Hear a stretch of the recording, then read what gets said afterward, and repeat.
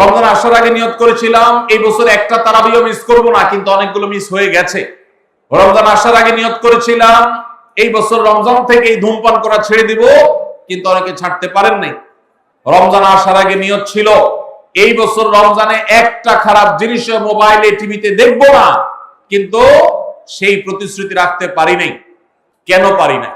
বিগত রমজানের সমস্ত আমলনামা নিয়ে বসতে হবে এখন থেকে, শাবান থেকে, আজকে থেকেই, যে আমার গত রমজানে আমল ইবাদতের ক্ষেত্রে প্রতিবন্ধকতা বাধাগুলো কি কি ছিল একটা একটা করে সম্ভব হলে লিখে ফেলবেন।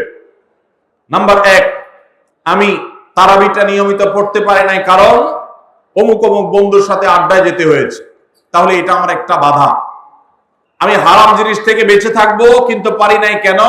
কারণ ফেসবুকে ঢুকছে একটা কাজে, সেখান থেকে আমার আরো 5টা অকাজ করা লাগছে, তাহলে এটা আরেকটা কারণ, ফেসবুক।